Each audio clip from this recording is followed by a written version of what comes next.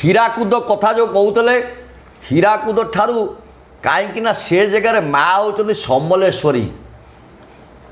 ସିଏ ମଧ୍ୟ ରଖିଛନ୍ତି ତାଙ୍କ ପାଖରେ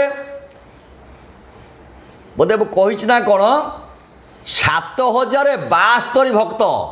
7072 ଭକ୍ତ ଅଛନ୍ତି ସମଲେଶ୍ୱରୀଙ୍କ ଦାୟିତ୍ୱରେ। ସମଲେଶ୍ୱରୀଙ୍କ ଦାୟିତ୍ୱରେ ଅଛନ୍ତି। ତା ବହୁ ଜାଗାରେ ପଦ୍ମ ବୋଲି ଲେଖିଛନ୍ତି 772 ବୋଲି।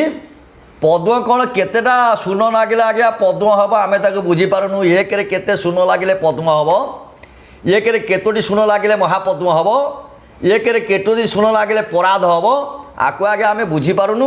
ତେଣୁ ପଦ୍ମ ହେଲେ କେତୋଟି ସୁନ ଲାଗିଲେ ତାଙ୍କ ପାଖରେ ରଖିଛନ୍ତି 772 ଭକ୍ତ। ଆଜି ତ ଆମ ଓଡ଼ିଶାରେ ମାତ୍ର କେତେ 4 କୋଟି 4.5 କୋଟି 4.5 କୋଟି। ତେଣୁ ଆପଣଙ୍କର ଦେଖୁନାହାନ୍ତି 1 10 100 1000 ଅୟୁତ ଲକ୍ଷ କୋଟି ସେଇଠୁ କେତେ ଲାଗିଲେ ତାପରେ ପଦ୍ମ ମହାପଦ୍ମ ଅନନ୍ତ ଖର୍ବ ସେଇଠୁ ଯାଇକି ପରାଧ ଜାଣିଛି 1ରେ 27ଟା ସୁନ ଲାଗିଲେ ପଦ୍ମ ହବ ହେଲା। ଏତିକି ଆସିଲା ବେଳକୁ ଆମେ ତ ପୁଣି ସେ ସମଲେଶ୍ୱରୀଙ୍କ ଦାୟିତ୍ୱରେ ଅଛନ୍ତି। ଇଏ ବରଗଡ଼ରେ ମଧ୍ୟ ଅଛନ୍ତି। ଆମର ମଧ୍ୟ ଗୋଟିଏ ଆସିଥିଲେ କ'ଣ ନା ପଶ୍ଚିମରେ କେହି ଭକ୍ତ ନାହାନ୍ତି ବୋଲି। ନାହିଁ ଆଜ୍ଞା। ହଁ ବାବା ଗୋଟେ ଭଲ ପ୍ରସଙ୍ଗ ଆପଣ ଉଠାଇଲେ। ଆମର ଦର୍ଶକ ବନ୍ଧୁମାନେ ବାରମ୍ବାର ରଖିଛନ୍ତି କମେଣ୍ଟ ବକ୍ସ ମାଧ୍ୟମରେ ଗୋଟିଏ ପ୍ରଶ୍ନ, ମାଳିକାରେ କ'ଣ ଖାଲି ସେ ପୂର୍ବ ଓଡ଼ିଶା ବିଷୟରେ ଲେଖାଯାଇଛି ଆଉ ପଶ୍ଚିମ ଓଡ଼ିଶା ବିଷୟରେ କିଛି ଲେଖାଯାଇନି? କାହିଁକିନା ଆମେ ବିଶେଷତଃ ପୂର୍ବ ଓଡ଼ିଶାକୁ କଭର କରିଛୁ। ତେବେ ନନାଙ୍କଠାରୁ ଶୁଣିବା ପଶ୍ଚିମ ଓଡ଼ିଶା ବିଷୟରେ କ'ଣ ଲେଖା ହେଇଛି ମାଳିକାରେ? କ'ଣ ପଶ୍ଚିମ ଓଡ଼ିଶାରେ ଆପଣଙ୍କର ସମ୍ବଲପୁର ପ୍ରଥମ ଦେଖନ୍ତୁ। ସମ୍ବଲପୁରରେ ଆପଣଙ୍କର 772 ଭକ୍ତ। ତାକୁ ଆଜ୍ଞା ପଦ୍ମ କଥା ବୁଝିପାରିଲୁ ନାହିଁ ବୋଲି 7000 ବୋଲି ଆମେ କହିଦେଉଛୁ, କିନ୍ତୁ 7000ଟା ଠିକ୍ ନୁହେଁ। ସେ କହିଛନ୍ତି 772 ଭକ୍ତ।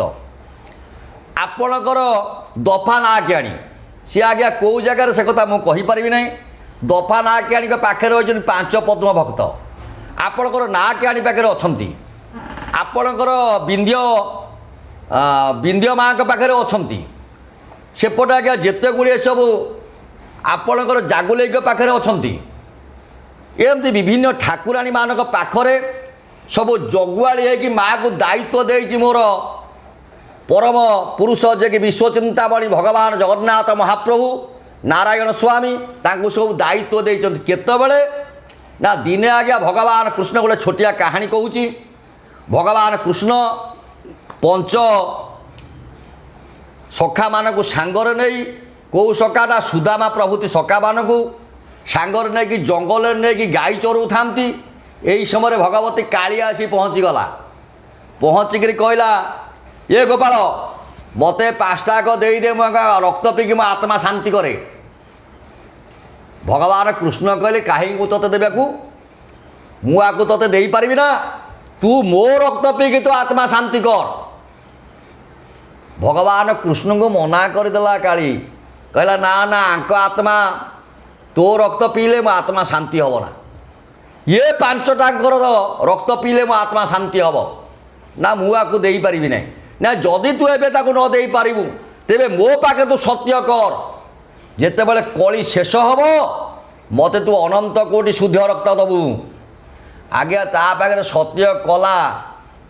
ଭଗବାନ କୃଷ୍ଣ କହ୍ନେଇ କୁହନ୍ତୁ, କୃଷ୍ଣ କହନ୍ତୁ, ଗୋପାଳ କୁହନ୍ତୁ, ସେ ଆଜ୍ଞା ସତ୍ୟ କରିଛି ଦ୍ୱାପର ଯୁଗରୁ। କଳି ଶେଷରେ ଅନନ୍ତ କୋଟି ଶୁଦ୍ଧ ମାଂସ ଦେବ। କେଉଁଠୁ ଆଜ୍ଞା ଆଣିବ ଶୁଦ୍ଧ ମାଂସ? ଆଜ୍ଞା କାହାକୁ କୁହାଯାଏ? କାହାକୁ?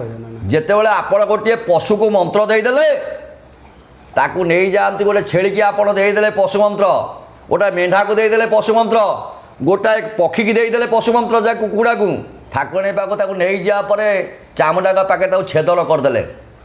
ତେଣୁ ଆଜି ଆମେ ସବୁ ଆଜ୍ଞା ନାମ ନେଇ ପଶୁ ହେଇକି ଅଛୁ। ଯଦି ଠିକ୍ ବାଟରେ ଚଳିବା ତେବେ ପ୍ରଭୁଙ୍କ ପାଖକୁ ଯିବା, ଯଦି ଭୁଲ ବାଟରେ ଚଳିବା ତେବେ କାଳୀଙ୍କ ପାଖକୁ ଯିବା, ତା ଖପରକୁ। ତେଣୁ ବାପା ଏକଥା ତ କହିବା କଥା ନୁହଁ। ଯଦି ମୁଁ କହିଦେଇଛି ମୋତେ କ୍ଷମା କରିବେ।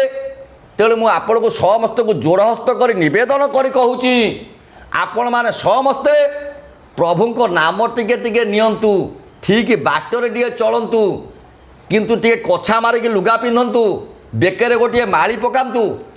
ଯାଇଫୁଲ ମାଳିକାରେ କହିଲେ ନାହିଁ, କହିଲେ ବେକରେ ନଥିବ ମାଳି, ନୁଙ୍ଗି ପିନ୍ଧୁଥିବେ ଭଳିକି ଭଳି, ଯାଇଫୁଲ ଇଏ କାଳିକର ହେବେ ବଳି। ଆଜ୍ଞା ବେକରେ ଗୋଟିଏ ମାଳି ପକାନ୍ତୁ, ନୁଙ୍ଗିକି ଛାଡ଼ନ୍ତୁ। ମୁଁ ନୁଙ୍ଗି ଛାଡ଼ିବା କଥା କହୁନାହିଁ, କଛା ମାରନ୍ତୁ, ପ୍ରଭୁଙ୍କ ନାମ ଟିକେ ଜପ କରନ୍ତୁ। ଆଉ ଯେମିତି ଆମେ ମା କାଳୀ ପାଖକୁ ନ ଯାଇ ଭଗବାନ କୃଷ୍ଣଙ୍କ ପାଖକୁ ଯିବା, ତା ପଦାର ବିନ୍ଦରେ କେମିତି ମୁକ୍ତି ପାଇବା ନିଜେ ଆଜ୍ଞା କେହି କୁହନ୍ତୁ ନାହିଁ। ଆପଣଙ୍କର ବ୍ୟାସ ମଧ୍ୟ କହିଛନ୍ତି, କହିଲେ ଆତ୍ମପ୍ରଶଂସା ସୁଜନଶ୍ଚ ନିନ୍ଦା, କୁଟିଳତା ନିଚ ଜନେଷୁ ସଙ୍ଗ, ଅତ୍ୟନ୍ତ ରୋଷ କଟୁତାଞ୍ଚ ବାଣୀ, ନରକ ଗତି ନରକାଗତିଶ୍ଚ। ଆପଣ ରୋଷ କରନ୍ତୁ ନାହିଁ, ଅତ୍ୟନ୍ତ ରୋଷା କଟୁତାଞ୍ଚ ବାଣୀ, କାହା ଉପରେ ରାଗନ୍ତୁ ନାହିଁ, ଆପଣ ରୋଷ କରନ୍ତୁ ନାହିଁ। ଏଗୁଡ଼ାକ କଲା ପରେ କ'ଣ ହେବ? ନିଜ ଆତ୍ମାକୁ ପ୍ରଶଂସା କରିକି ପରକୁ ନିନ୍ଦା କରନ୍ତୁ ନାହିଁ।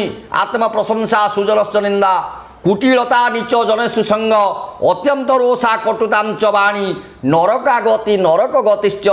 ଯେମିତି ପ୍ରଭୁଙ୍କ ପାଖରେ ସଦାସର୍ବଦା ନରକକୁ ଆମେ ନ ଯାଇ କେମିତି ସ୍ୱର୍ଗକୁ ଯିବା, ସେଥିପାଇଁ ଚିନ୍ତା କରନ୍ତୁ। ଉପନିଷଦ କହିଲେ ସ୍ୱର୍ଗଗାମୀ ନା ଇହ ମର୍ତ୍ୟ ଲୋକା, ଚତ୍ୱାରି ଚିହ୍ନାନି ବଦନ୍ତି ଦେହେ, ଦାନ ପ୍ରସଙ୍ଗ ମଧୁରାଞ୍ଚ ବାଣୀ, ଦେବାର୍ଚ୍ଚନ ବ୍ରାହ୍ମଣ ପୂଜନଶ୍ଚୁ। କହିଲେ 4ଟି ଜିନିଷ କଲେ ସ୍ୱର୍ଗକୁ ଯିବ, 6ଟା ଜିନିଷ କଲେ ନରକକୁ ଯିବ। ତେଣୁ ଏ 4ଟା ଜିନିଷ ଉପରେ ଆପଣ ସବୁ ସଦାସର୍ବଦା ଲକ୍ଷ୍ୟ ରଖନ୍ତୁ। ଇଏ 4ଟି ଜିନିଷ କ'ଣ? କହିଲେ ଦାନ ଦେଉଥାନ୍ତୁ। କିଛି କିଛି ଦାନ ଯେତିକି ଆପଣ ରୋଜଗାର କରିବେ, ଯେତିକି ଆପଣ ପାରିଶ୍ରମରେ ପାଇବେ, ସେଥିରୁ କିଛିଟା ଆପଣ ଦେବାର୍ଚ୍ଚନ ଭିତରେ ଲଗାନ୍ତୁ। ରୋଗୀ, ଦୁଃଖୀ, ରଙ୍କି ଯେଉଁମାନେ ଖାଇବାକୁ ନ ପାଉଛନ୍ତି ଦାନା ଗଣ୍ଡାଏ, ତାଙ୍କ ପେଟୁ ଗଣ୍ଡାଏ ଦାନା ଦିଅନ୍ତୁ, ଦେଲେ କିଛି ଧର୍ମ ହେବ। ଦାନ ପ୍ରସଙ୍ଗ ମଧୁରାଞ୍ଚ ବାଣୀ, ମଧୁର କଥା ସମସ୍ତଙ୍କୁ କୁହନ୍ତୁ, ଦେବାର୍ଚ୍ଚନ କରନ୍ତୁ, ବ୍ରାହ୍ମଣମାନଙ୍କ ପ୍ରତି ଭକ୍ତି ରଖନ୍ତୁ। ଇଏ 4ଟି ଜିନିଷ କଲେ ଆପଣ ସ୍ୱର୍ଗଗାମୀ ନ ହେବେ। ଯେବେ ଆପଣ 6ଟି ଜିନିଷ କରିବେ ଆପଣ ନର୍କଗାମ ହେବ, ନର୍କଗାମୀ ନ ହେବେ। ତେଣୁ ମୋର ସମସ୍ତ ଜ୍ଞାନୀ ବିବେକୀ ପଣ୍ଡିତ ଶ୍ରୋତାମଣ୍ଡଳୀ, ମୁଁ ଆପଣମାନଙ୍କ ପାଖରେ ଯୋଡ଼ହସ୍ତ କରି ନିବେଦନ କରି କହୁଛି, ତେଣୁ ସମସ୍ତେ ଟିକେ ନାମ ଉପରେ ଭରସା ରଖନ୍ତୁ, ସେ ପ୍ରଭୁଙ୍କ ଚରଣାରବିନ୍ଦରେ ସମସ୍ତେ ଶରଣ ପଶନ୍ତୁ, ତେବେ ଆପଣଙ୍କର ମୁକ୍ତି ଅନିବାର୍ଯ୍ୟ ହେବ। ପ୍ରଭୁଙ୍କ ଚରଣାରବିନ୍ଦରେ ଯେତେବେଳେ ଆପଣ ଶରଣାପନ୍ନ ହୋଇଯିବେ, ସେତେବେଳେ ଆପଣଙ୍କୁ କ'ଣ ଆଉ ଜନ୍ମ ମିଳିବ? କାହିଁକିନା ପ୍ରଭୁଙ୍କ ଚରଣରେ ଆପଣଙ୍କର ସମର୍ପଣ ଆସିଗଲା, ଶରଣ ପଶିଗଲେ, ସେଠି ଆପଣ ମୁକ୍ତି ପାଇଯିବେ, ଆଉ ଆପଣଙ୍କୁ ଜନ୍ମ ନେବାକୁ ପଡ଼ିବ ନାହିଁ।